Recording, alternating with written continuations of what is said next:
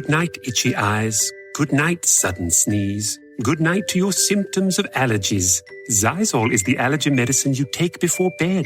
It provides powerful relief while you rest your head. Not just all night, but all the next day. Xyzal keeps working, keeping allergies at bay. And without those annoying symptoms disturbing your rest, you can wake up the next morning feeling your absolute best. Remember, be wise all, take Xyzal. At night.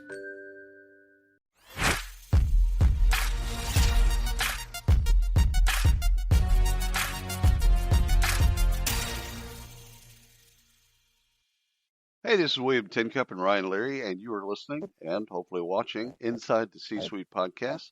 We got Stephen on today. We're going to learn about his journey, and let's just get started. First of all, Ryan, how are you doing? I'm doing good. Except I'm Stephen. Before you jumped on, I was telling William how I've got to share a story. Of course, I went on a trip and I can't find my razors. So I'm using a razor that I'm not used to, and I shaved it all the way down. And so now I'm staring at myself, feeling like a cue ball for the next 40 minutes. Yeah, so I had actually an experience where I messed up something on my buzzer, and I took off all the hair. So then obviously I had to take it all down, and then I looked, and I was like, "What? Oh my God, I look like my father," and it scared the shit out of me. And, it's a story for another time, but that's where I'm at. I'm kind of feeling like, it's a different feel today, but definitely nothing like William. When he shaves his, he goes straight to the skin, buzzes his head. Well, I guess he kind of do look like me, bald and no facial hair. I do. But he rocks better. But I haven't owned a razor in 15 years. So when I go to my barber, they'll take it down to a 1 or 2 or whatever, but that's it. I literally don't own a razor.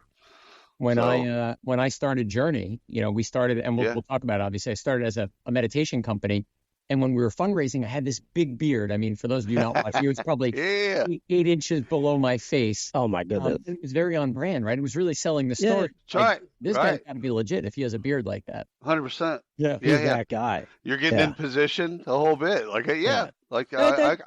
can actually see that. But actually, the funny thing is, the truth is, it actually was authentic. Like, I actually just gave way less. I'm assuming I'm allowed to curse on this. Oh, 100%. Yeah, I just gave way less fucks about everything, including how I looked, and it was very liberating. So it was actually amazing. Then, of course, I met my wife, and now she wants me to look a certain way, and now I got like this. And your wife said, shape up, dude. Like, I don't care what company you have. I don't care what role you're playing. Yeah, I need you to be over here like this. Just exactly. Somewhere normalcy. Well, Stephen, why don't we do introductions? Tell us a little bit about your current company and what you're doing.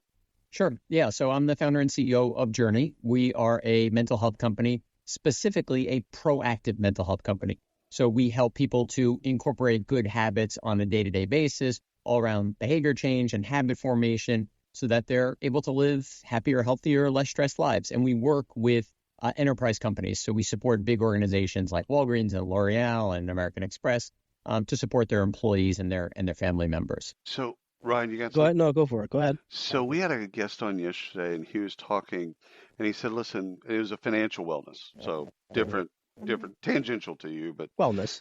And he said, listen, think of wellness and the things that you can do, both good and bad behaviorally, and then think of nutrition and the decisions that you make, good and bad, and run those parallel. Just think in your mind and run those parallel that, there's things that you do that, kick off those endorphins or the dopamine, et cetera, in finance, like spending money. You go and you spend a bunch of money and endorphins are kicking. Well, he said for some people, eating's like that. They go and have, and he talked about himself, actually. He's just like, I'm going to have some bad food. That's terrible for me in about an hour from now. And I know it, but, I'm going to make up for it by doing this, and that. And so the question is, first of all, if you like those parallels, can we think of mental health in the same way? Absolutely. And I love it because one of the challenges is people societally still only think of mental health as mental illness, right? They're not thinking of it as mental health. So you think about things like physical health. right? Like in the 70s, people weren't exercising the way they are now. Like running was a weird thing. Right now, societally, we know, whether we do it or not is a different thing, that we should, to your point, eat well. We should take care of our bodies. We should have some movement. But we don't think of mental health as like, okay, on a day-to-day basis, I should be meditating, journaling, prayer, what have you, something to be introspective, to look inward, to find that quiet and that peace, and actually, set yourself up for a good day, a good life, et cetera. So yeah, I love the parallel. When did you start to see the change from mental health being viewed as an illness versus taking care of yourself? Recently. So the pandemic, obviously, as terrible as it was for so many reasons, was something that, expedited our understanding of the importance of mental health, because people that didn't have like mental health issues in terms of illness were burning out and were really struggling with loneliness and isolation. And so people and companies were saying, hey, we need more of this. And I think generationally, there's also a big difference. Guys, I'll say in and around our age, right, may have some relationship to it. But if you look on either end, if you look, much younger, teenagers, Gen Z, they're much more comfortable talking about their mental health. And then you go the opposite, like our parents' generation, they're not talking about it. Like therapy, that's not a thing, right? I'm going to talk about my feelings.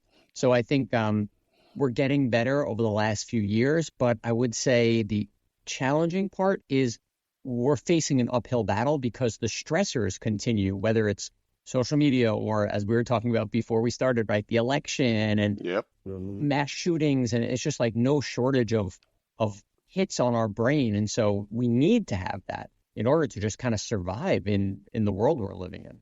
So the way that we've, from an HR perspective, the way that we've dealt with mental health historically is through EAPs. And it's reactive in nature. So if somebody has some type of episode, and then we're going to throw some resources at it and help them get through that, whatever episode that was. You're on the other end of that in proactive. Tell us a little bit about, what is proactive mental health? Yeah.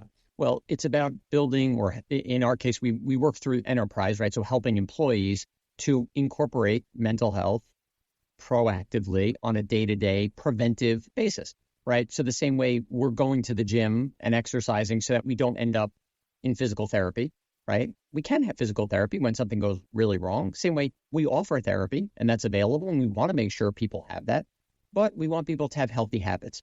So how do you incorporate meditation, journaling, breath work, insert, practice of your choice, right? Being in community, being in nature, so that you are keeping yourself balanced and centered and grounded and ready for whatever the world throws at you. I like that it's not one dimensional in that it's about meditation or it's about calmness or one thing. You would approach and Journey would approach individuals and just say, let's figure out what works for you. It might not be meditation. Okay, cool. Like I like that you're coming at people multidimensionally with, hey, listen, the whole idea is to get you to a place where you're reflective and calm. Hey, this is Bill Simmons from the Bill Simmons Podcast, here to help you make the most of your summer with Michelob Ultra, a superior light beer worth playing for. Play for it with the guys when you're competing to see who can sink more birdies on the golf course, because winning tastes even better with Ultra on the line. Play for Ultra. Fill your fridge with Michelob Ultra this summer. Enjoy responsibly. Copyright 2025 Anheuser-Busch Michelob Ultra Light Beer, St. Louis, Missouri. Yeah, exactly. So it's all about providing the right care at the right time. And somebody might need a therapist. They might need a psychiatrist. They might need something more significant, right? Because there is a full spectrum, and people aren't at one point throughout their whole life. People will move back and forth. And I think we didn't talk about this yet, but when I started the company, actually, it was a little bit different. I started as Journey Meditation Inc., which is still the legal name of the company, because meditation was the practice that changed my life. So we started with meditation, and then I realized, well, I'm actually not, like, while meditation helped me, I'm kind of agnostic as to what's going to help you. The same way, if you do CrossFit and somebody else does yoga and somebody runs, I don't care as long as they're staying healthy, right? And so that's when we started adding all these other subclinical modalities. And then in the middle of the pandemic, we said, you know what, we can do more. And then we added all of these all this clinical support. So happy to share more about that, of course. Yeah, and Stephen, I know this is going to be a story of your journey. No pun intended. Well, maybe pun intended. We're going to learn about your journey, your background. But before we go backwards, maybe walk us through. I've always been fascinated over the last couple of years, the conversation that services or companies like Journey are having with HR leaders and leaders within companies, because in my gut, I feel as if, at least historically, these conversations were getting into a company in this way was highly dependent on the person you're talking to. Is that leader a believer? Do they believe? If they were if they practice yoga, they practice meditation or practice prayer, they'd be open to the conversation. What is that conversation like today versus pre-pandemic or prior to all of this being more open in conversation?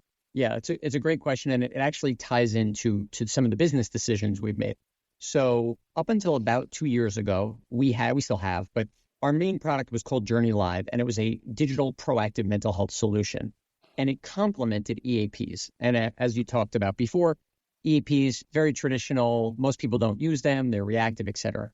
And in that case, we had to have, as you said, Ryan, believers who would say, we care about proactive mental health, and we're going to buy this to complement our EAP.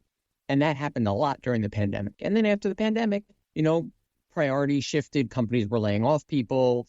There was the Dobbs case, so a lot of companies were concerned about, and rightfully so, providing more support there. And so the idea of proactive mental health became, it's important, of course, but it's not number one. So then we said, well, why don't we go to where the budget already is? So we took everything that we were doing and combined it with exceptional clinical care, great crisis response, et cetera. And we launched this product, this first of its kind product called Journey Proactive EAP. Because if you're going to have an EAP, you may as well have a great one, right? Instead of this being a check the box benefit. So then it went from, I have to be a believer of this to, well, I have one and I have one that sucks.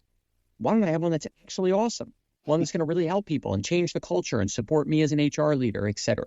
But there is, so that I think answers your question, but there is another thread in there, which is around the language that HR speaks versus the language that executives at their companies speak, and how to bridge the gap, because HR, they understand, right? Their chosen career path is in supporting people, right? And so they understand how important it is to provide mental health support, and they're the ones that get the calls when something goes wrong. So they know what that's like.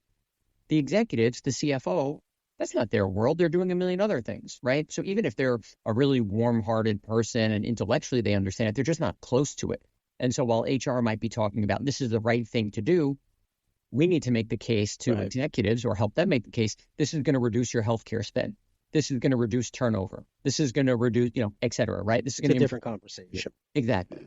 Yeah. So William, this reminds me of a conversation we just had recently with a woman who she does executive coaching, Stephen, and it's almost as if she plays, and she probably won't like the analogy here, but executive coach / therapist to the executive is kind of how I kind of took that. And it's almost as if an executive who's going through that, and the company supports that, right? So the company sponsors the coaches for their executive team to help them along the path.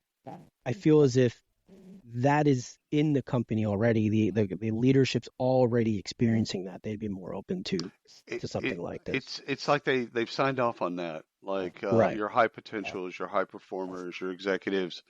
It makes logical sense that you'd like to bounce ideas off of somebody else and maybe see around the corner or see things that you can't see. And the way that you're talking, Stephen, is this. It's similar in the same vein, at least, as mental health.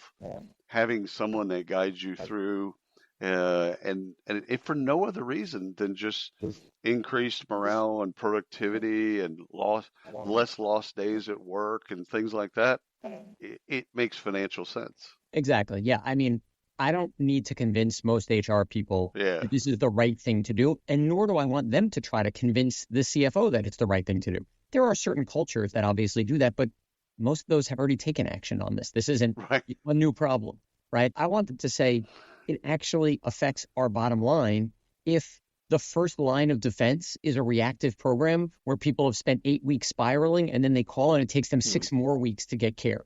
That's really bad for business in every way. So that's the case. Well, why don't we go back? Let's do go to high school, college, wherever we want to go. What did you want to be when you grew up? What was the kind of the dream of sorts? So if we go back a little further, I wanted to be a baseball player, but I lacked both the talent and the dedication to get there. But I was always entrepreneurial. So like in summer camp, I was selling sodas to the kids, or I started a business called Steve's Snow Removal, where basically I passed out flyers in my community, and I hired the other kids to go and shovel the snow. And, I was still shoveling snow also, but my mom would answer the phone and we'd send people out. So I was always like hustling. I grew up in Queens in the 80s and 90s. It was a very like hustle kind of culture. Right. I studied. You took that to a different level. Oh, yeah. I mean, I shoveled snow for money. Yeah. But you had your mom answering phone calls. I didn't have a and crew. Dispatching your boys. That's funny. Yeah. No, Hey, Johnny, time to go shovel. Yeah. Well, they were happy to make money anyhow. Yeah. He was just the sales front that got the business, so it makes sense. Yeah. And the truth is, if you consolidate the supply, right, you're able to charge higher prices. So, in some ways, I never thought of it this way, but having all the kids working together meant we could charge people more than if we were trying to do it on our own. So that's right.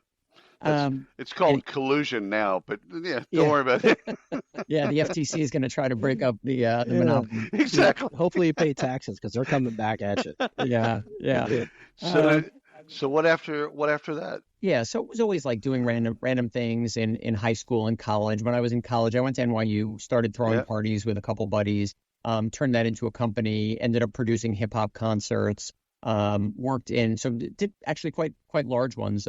Produced a bunch of concerts in Puerto Rico with Eminem and 50 Cent and Ludacris in the Bahamas and a bunch of other stuff. And that was not my path. That was a good friend of mine. He ended up, going and building that into quite a nice business. You weren't part of Fire, or what was that called? Firefest. Firefest. Was that you? Or did we have like this? Because I was long retired when Firefest came around. There's actually a second one that there's a guy behind it that's actually trying to get it done. Yeah, it's the same guy, I think. I think he's getting a lot of money. Yeah, he will. Yeah. Because all the attention of the first one, now he'll have enough eyeballs and earballs and all that other stuff to get people to then go to it. So I think it's Fry Fest, right? Something like that. Firefest, FYR, yeah. Yeah. This was not that. Did you meet some of the? Yeah. I had a good conversation with Eminem, 50 Cent, and I played basketball together because basically it was part of this thing called Mix Show Power Summit, which was a big weekend where all the radio DJs from around the U.S. get flown in by record labels, and then the record labels fly in their new artists to perform, to do these like listening sessions. But at night, they do these big concerts. So it's one big concert every night. So one was like Wyclef and Alicia Keys and Busta Rhymes and. Yeah, so we organized that, and so spent a lot of time there. But this is, keep in mind, like I'm dating myself. This is like 2002, 2003. Yeah. But Eminem was the hottest, and 50 Cent. They're the hottest people on the planet. So at that time. Yeah, this was before 50 Cent's album had dropped, and we were talking about because he had like the hottest song in New York, but in the club, his big song hadn't come out. Right. And he's like, just wait for the next one, just wait, and so nice. Yeah. I want to ask a question about any of those people that you met that you they let you down, like and I'll ask the opposite of somebody that you met, like, oh my God, they were so awesome. Like I met Coach K. Yeah. And I didn't have a great experience, and it's nothing about him, but I met him at a national championship, and Duke had already been eliminated. And I went to Arizona for my master's degree, and so I met him like in the hallway, just kind of going from one to the next. And I'm like, and I was with my brother, and we're like, "Hey, Coach K." He's like, "No autographs." We're like, I could have been looking at you and been like, "Oh, I didn't want an autograph." I was just saying hello. Just wanted to shake your hand, man. It's like from that time forward, I'm like, okay. Like, I mean, I'm sure it was just a moment in time, and he's a great guy. But I mean, isn't that It shattered my idea of who he was. It shattered it. well? Isn't that what they say, right? Never meet your heroes. Never meet your. Yeah. That's the thing. Now, Yeah. I'll be honest. Like most of these guys, like the ones I remember, were all like super nice, quiet. I met Kanye before he was Kanye. Like he was already Yeah. he was in the car accident. He was doing Yeah. beats, but he hadn't put out his own stuff yet. And I got introduced to him one night and like took him around, and he was like super polite and kind. I mean, this was before the whole probably didn't know I was Jewish, but this was before that whole thing came about for him. So yeah, no, people were actually quite like nice and normal and pretty down to earth, surprisingly. Nice. So far we've got hustling your friends out the shovel, Yes. throwing parties turned it into a business, which that's better than me because I threw the I thought- parties in I college. thought the parties were going to lead to gambling, setting up gambling facilities. That's and doing- next. Okay, That's because that's next, where I yeah. thought when he first said that, I'm like, he's doing DJing, We're and not he's judging, going Stephen. he's We're- going down we're the just- path of setting up his own book so that Yeah, people can yeah. go and gamble. Which no judgment. I'd like to do that. He's thinking about it now. He's like, that's I think I missed not a that. bad idea. Missed that one. You missed that opportunity. I mean, I threw the parties. I never turned it into a business other than getting paid to DJ. But I've Right. never. I mean, you took it to the next level. So what's next? 100%. How do we continue here? So when I graduated, this is 2001, I ended up working for a company called the Award Group. And basically it was run by two older gentlemen. And it was a company that helped organizations celebrate and inspire their employees. And small company, 20, 25 people. And I joined to run their nonprofit division. So basically to help nonprofits recognize their donors and hopefully raise more money. So it Cool. very much aligned with like my heart. Like I wanted to do something that mattered, and I loved business. I graduated from Stern. I went to the business school there undergrad, and so I liked the idea of like I'm going to build a business and I'm going to do something that matters. So I was doing that simultaneously. I was actually bartending with a buddy of mine at one of our friends' bars. So I was doing that every Saturday night, and that was a lot of fun. I was kind of just grinding. Like I was building the business by day, hanging out, partying by night, young and single and in New York. And along the way, I ended up starting a different department within that company. So basically, I don't know if either of you know this, but there's these really random niche things called deal toys or tombstones or lucite. Vitamin Water Zero Sugar has great taste, zero BS, and obviously zero sugar. For those with zero room in their calendar, zero patience for slow walkers, those who get 0 hours of sleep on a Saturday night, have zero filter, zero given, and zero interest in grabbing a plain, boring water. Grab a delicious Vitamin Water Zero Sugar today. Raise the rudders! Raise the sails! Raise the sails!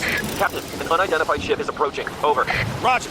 Wait, is that an enterprise sales solution? Reach sales professionals, not professional sailors. With LinkedIn ads, you can target the right people by industry, job title, and more. Start converting your B2B audience today. Spend $250 on your first campaign and get a free $250 credit for the next one. Get started today at linkedin.com/campaign. Terms and conditions apply. That investment banks give to their clients when they Yeah. close a deal. Okay. Yeah. So basically, my friends all went into investment banking, and they came to me and said, "Hey, you're doing like awards. Can you make like one of these things?" So I was like, "Sure, yeah, why not?" These are the glass things that sit on the desk, and it's got the acquisition or whatever the bid is, the tombstone, but it's I would say paperweight. It's actually an award. It's an award, and if you know anything about investment banking culture, especially back then, the bigger the better, the more elaborate. 100%. So we did really well, right? Like the market was right, and that department took off much faster than the nonprofit one. And so fast forward to 2006, I'm kind of telling the stories in parallel, so bear with me. Actually decided I wanted to buy a bar. So a buddy of mine and I actually bought a bar on LaGuardia and Bleecker. We redid everything, the name, the logo, this, that. It's now a Bear Burger, by the way.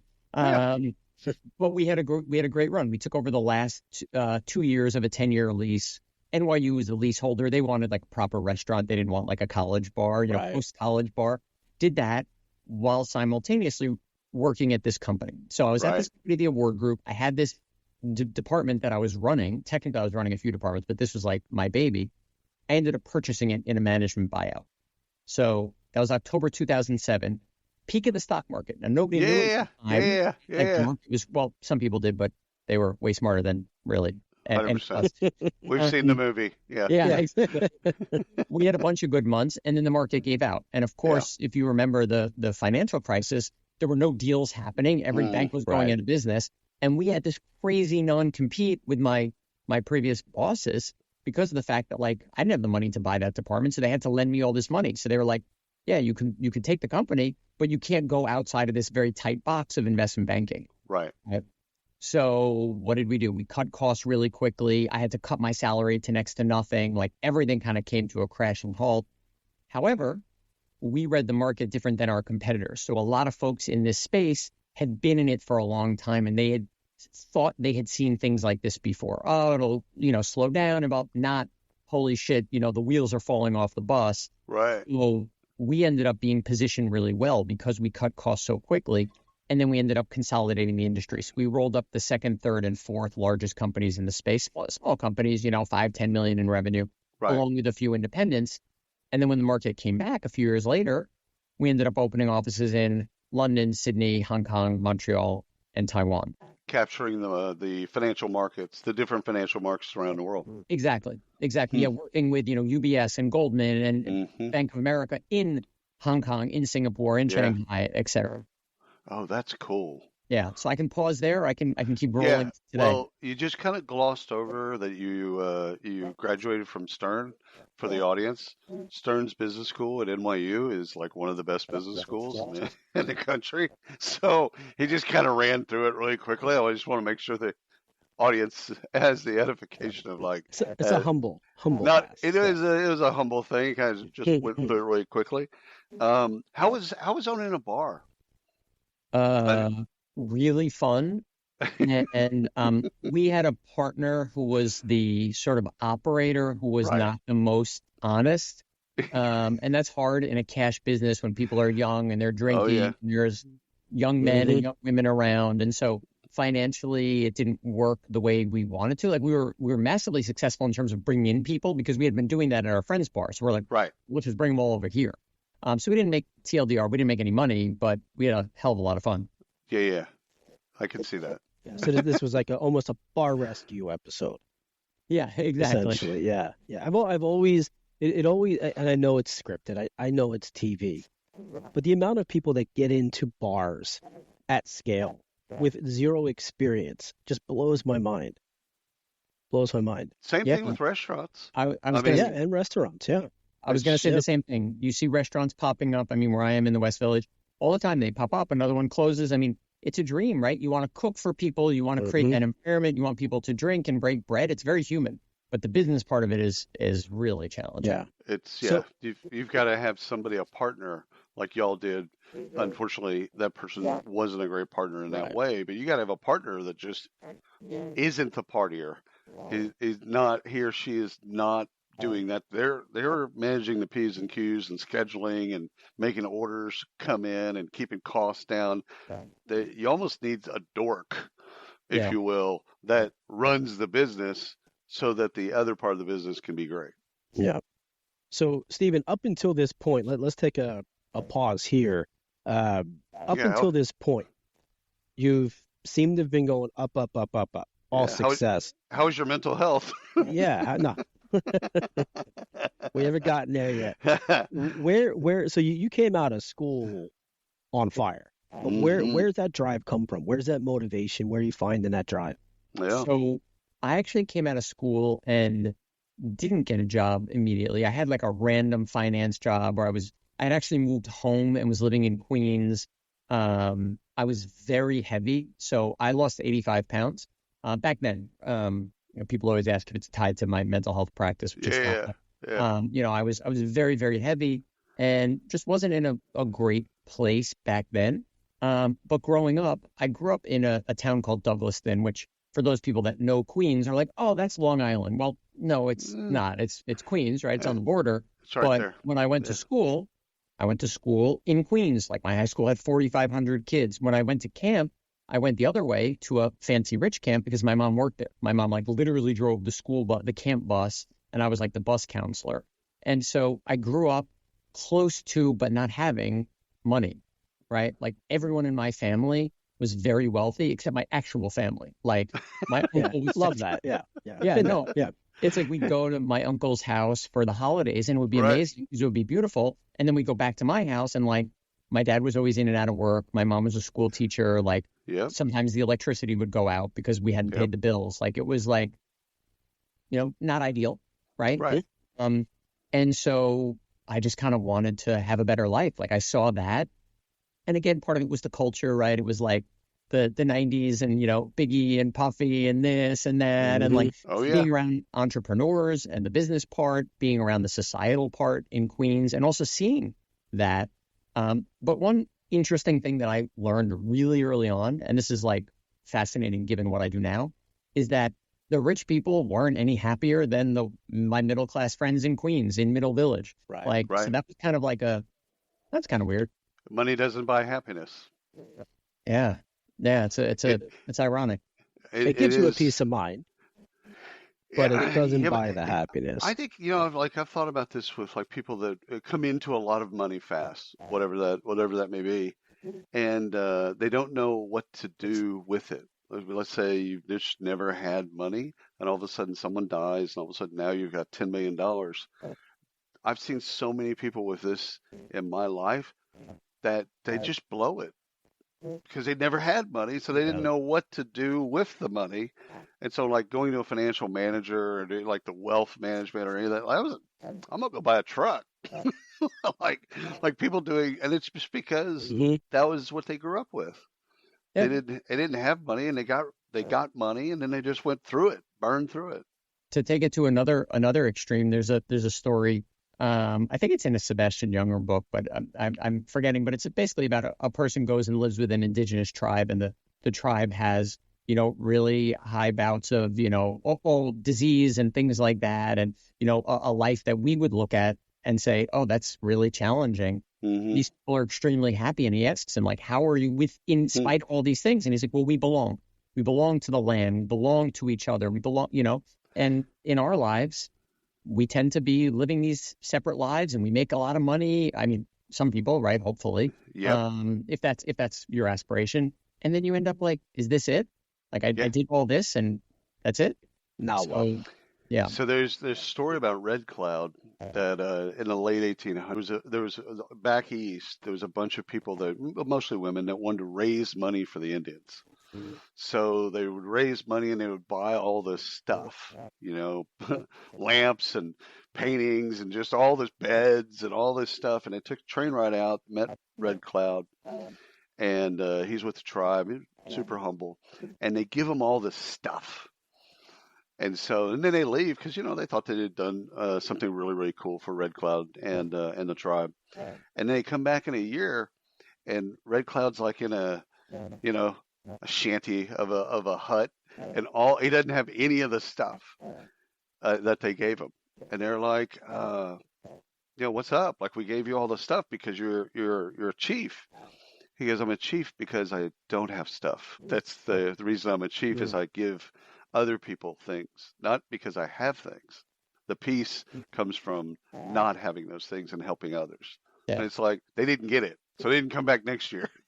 they didn't get it, but it's just a kind of, to your point, it's just a kind of a different way of looking at happiness, right, and fulfillment, which I think is along the way somewhere in the mix on mental health. So what did you do? What did you do next? What was your next step? So took that company, built it for a number of years. And when I say a number of years, I spent 5 years working at the award group. Then I purchased the division. Then I, put all the different companies together, had to figure out the culture, how to make it, these were competitors, right? How to make it really sing and gel. And then we did the international expansion. So here's where the mental health part comes in. We opened these offices and there wasn't a logical person to go to Sydney. And I kind of said it like, just kind of saying it, not really thinking about it. I was like, fuck it, I'll go. And then I was like, actually, maybe that does make sense. So coincidentally, it was the winter here and the summer there. But it was Bondi, also, yeah, Bondi Beach, here I come. lived in Bondi.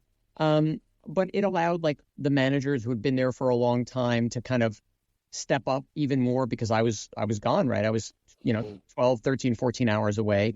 Right.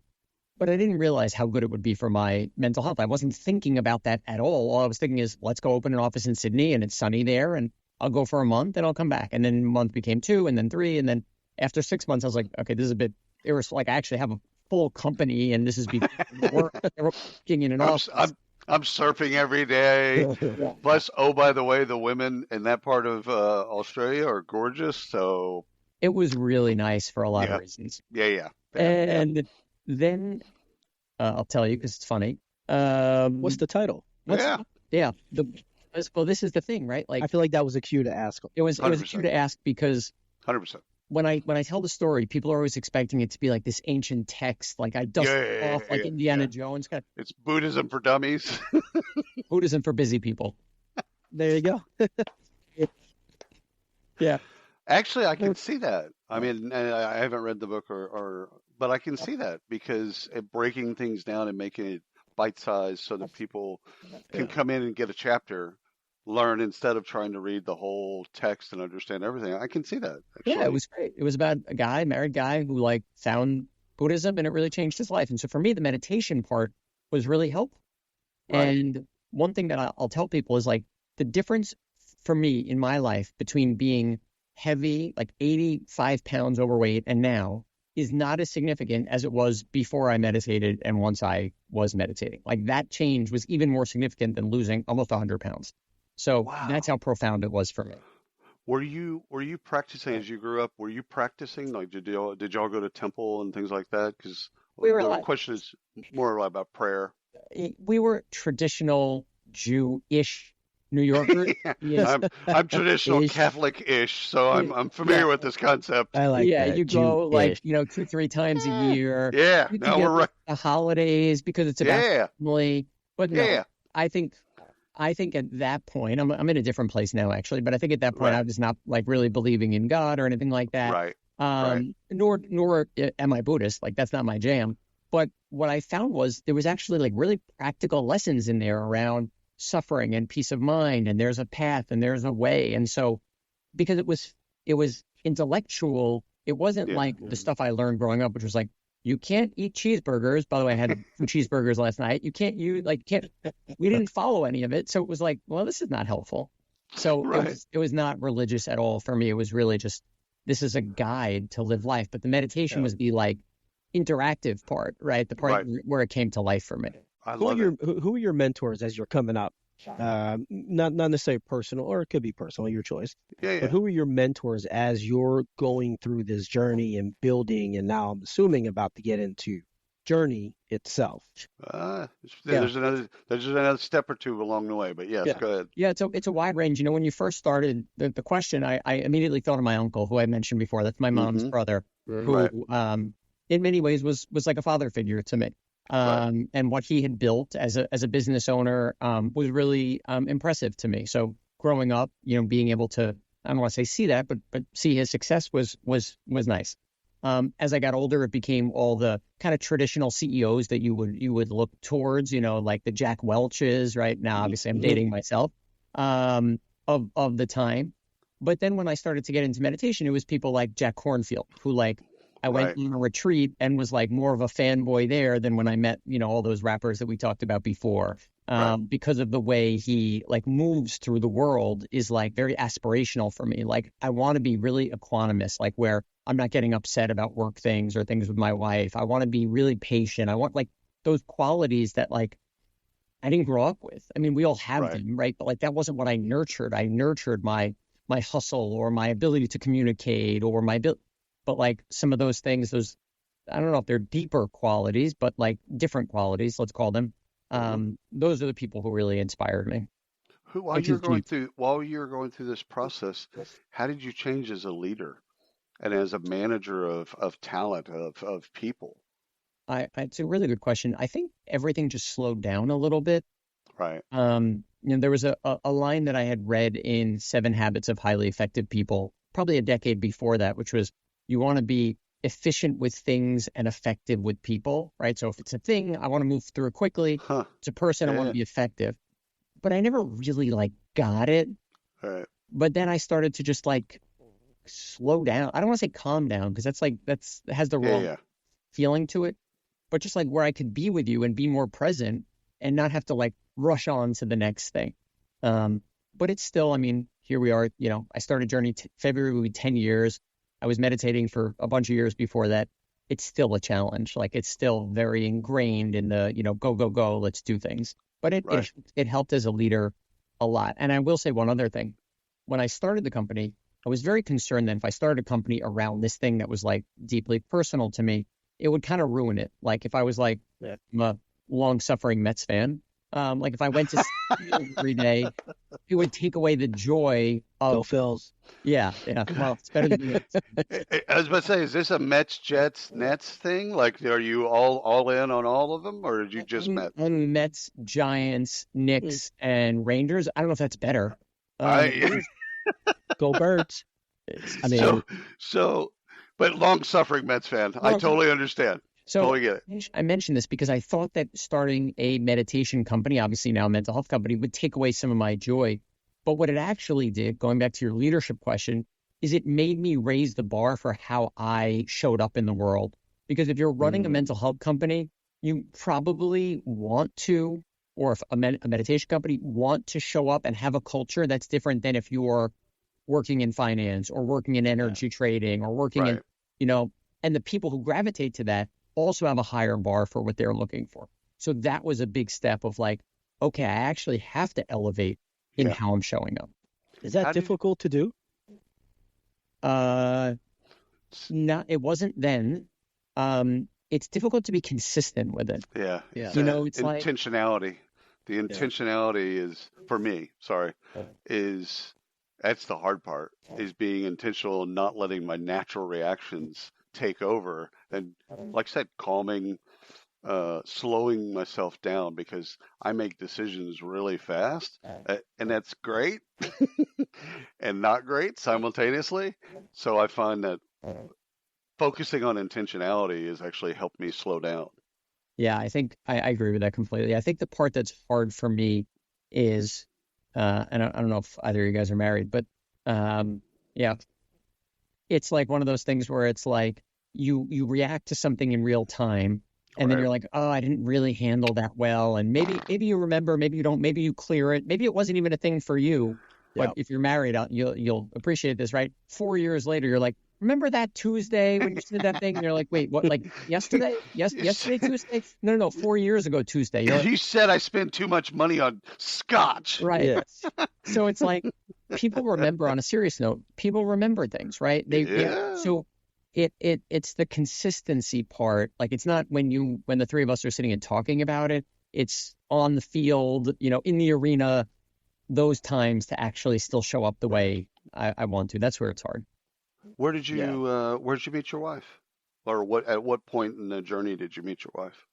Not that long ago. We got introduced when I was 40. I'm 45 now, 45 or 46. So yeah, we got introduced and we just hit it off right away. I think both of us were at the right stage, and it was kind of perfect. That's cool. Okay. So you were set up? Like there was some family members involved, or Thank God, no. I was at the gym. Not that they didn't try. I was at the gym we still live in, and I got a text from a woman I had gone on a date with legit like 6 years ago, and she's like, "Hey, Stephen, it's Rochelle." I'm like, "Oh, hey, Rochelle, how are you?" She's like, "Are you still single?" I was like, "Yeah, why?" But depends who's asking. You didn't keep the baby, did you? Yeah, exactly. I have somebody I want to set you up with. And then I got a long explanation of who she was. She's German and she's an actor and she's smart. And I was like, okay, that's fine. Okay. Last text, and she's very pretty. I'm like, now we're talking. Oh, okay. Yeah. You buried the lead. Yeah. Well, the truth is, at this point in my life, I was 40. I was getting set up a lot, and I was in this business, and I was like, okay. And then we met, and literally from the second we met, it was just perfect chemistry, and we just had a baby. Well, she obviously did most of the heavy lifting on that. But we have a 10-year-old son now. So yeah, I feel very, very grateful. And that's also like, honestly, that's part of where the mental health stuff helps me so much, is like to be really present for her, to be really grateful, to really be able to like appreciate, not like, oh, I have to ... Like I have to change the diaper. It's like, I get to do this. Like how many people don't have that joy? So it helps me there a lot. I don't understand parents, especially men, that don't change diapers. Like my brother, God love him, he didn't change any of the diapers for both his kids. It's just like that was his bit. Like, not going to do that. And that's just part of it. That's just part of the game. You signed up for that. It's not even a thing. Like they're like waking up in the middle of the night, which thankfully my wife covers because I have to work during the day. She covers that part. That's much worse than like cleaning the diapers. It's fine. Yeah. It's always gotten me. It is maybe off topic, definitely off topic. Where when I hear a lot of fathers that I know, they'll say, "I have to babysit or I have to watch the kid." Have to. Well, you're not babysitting. You're kind of just being a father, right? Like, I'm sure I've said that along the way, but it's really like, it's just one of those things that's always kind of gotten to me. Like, you signed up for this bit. You remember the thing that you did, and so this is part of it. Yeah. Stephen, if you could give last question from me, if you could give any advice to your younger self, back at Stern, let's go there. It would probably be kinder. So be kinder to myself, be kinder to others. I think that's something that I look back on, and like the idea of regret is I don't love that because that has like a weird feeling, but there's definitely things that like I could do differently. Business decisions, hey, I should have invested in Apple or I don't know, Nvidia or something. So like, I don't regret it, but like I would change it if I could. And like, I just wish I was like a little bit nicer to myself and probably nicer to other people. That's what I'd go with. Yeah, I love it. Let's one more question for me, and then similar question, but I want to reverse that. I like to ask, what does younger Stephen tell older Stephen? 10-year-old Stephen tell 46-year-old Stephen to remember or to think about as he's doing what he's doing? He'd probably say, "I'm proud of you." He'd probably say, "Hey, you did pretty good." Yeah. I think one of my favorite pieces of advice is know thyself. And I think that like that's a real challenge. That's where the meditation really helps me today. Like it's my daily practice, did it before this, to just like calm my mind so I can actually like see what's important to me, make sure I'm acting in alignment with what I want in the world, because I found I was doing all this dumb shit that didn't actually serve anything I wanted to do, but it was just like, that's what I do. Like, and that's pretty normal. I think a lot of us do. Yeah. 100%. So yeah, I think my 10-year-old self, I don't know if he'd have advice per se. We do this thing in my actual therapy with my therapist, where he's like, what would you now tell your 10-year-old self, right? Like, because my parents got divorced, that was pretty tumultuous. When I was 18, my father disowned my brother and I. Like, there's a whole bunch of stuff that we just didn't cover today. But yeah, I think my older self would tell my younger self, like, it'll be okay. You'll be all right. You'll be all right. You just got to get through it. You'll be all right. Stephen, this is absolutely fantastic. Thank you so much for carving out time for us and our audience. It's just been a great show, so thank you. This was a lot of fun. I appreciate you guys. No worries. No worries. Thanks, everyone, for listening, watching, and we'll see you next time. Sometimes the hardest part is just starting. Dropbox Dash, new from Dropbox, reads the doc, scans the notes, checks the thread, and gives you the summary you were about to ask someone for. It writes the first draft in your tone with the context you forgot you needed. From idea to output, without the scramble. Learn more at Dropbox.com/dash.